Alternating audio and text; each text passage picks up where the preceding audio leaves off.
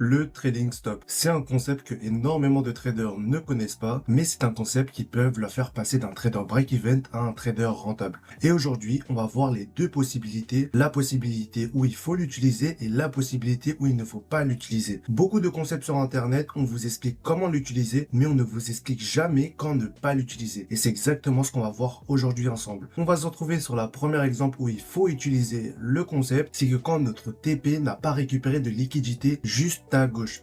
Par exemple, on va prendre un ordre d'achat en targetant le high qui a récupéré la Zen High. Donc là, le prix se fait activer, on fait défiler le prix et on voit que le marché s'approche très agressivement de notre TP. On regarde à gauche, on n'a aucune liquidité qu'on est venu récupérer. Donc si jamais le marché se retourne, soit le marché pour redescendre, il aurait besoin de chercher une liquidité et la prochaine liquidité, c'est lequel? C'est celui-ci. Ou soit le marché va tout simplement réagir à cette zone pour pouvoir targeter des plus bas. Et c'est à partir de ce moment-là qu'on va utiliser le concept. On va pouvoir utiliser l'outil long, on va prendre le prix le plus haut, on va mettre la target au prix du TP et le SL à 1 pour 1. Pourquoi utiliser ce concept à ce moment? Puisque tout simplement, c'est une question de logique. Là, le prix, il est très proche du TP. On est à 1 pour 0,17 R. Donc là, si jamais je vous pose une question, est-ce que vous êtes prêt à risquer 100 € pour gagner 17 € et risquer 100 € derrière? Donc la réponse est évidemment que non. Certaines personnes vont mettre leur prix ABE. Donc là, je vous repose la question, est-ce que vous êtes prêt à gagner 24 € pour risquer derrière 100 €? Et la réponse est une fois de plus non. C'est pour cela qu'on va mettre en place le concept du trailing stop. On va mettre le SL à 1 pour 1 R. Si jamais le prix descend et nous fait sortir, nous gagnons tout de même 1,9 R. Et si jamais le prix continue jusqu'à sa target,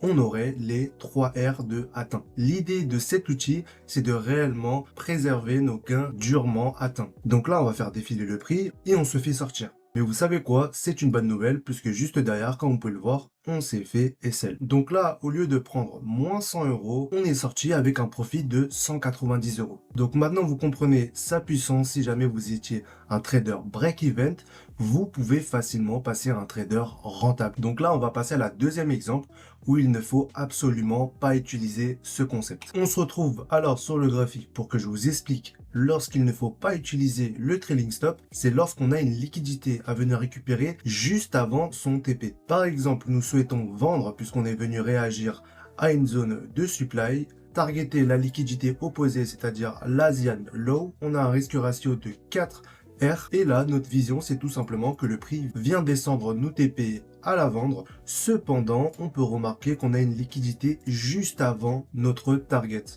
Donc là, cette fois-ci, on va de nouveau faire défiler le prix. On atteint ce point-là, on récupère une externe.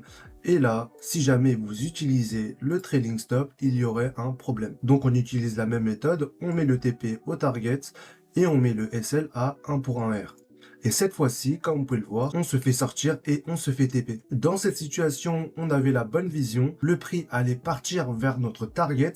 Mais le problème, c'est qu'on a utilisé le trailing stop lors d'une prise de liquidité. Donc, pour vous expliquer en détail, lorsqu'on récupère une liquidité, on va émettre un ordre opposé. Et l'ordre opposé à la vente, c'est quoi? C'est l'achat. Donc là, quand on était à ce point-là, on savait qu'on allait prendre un petit retracement.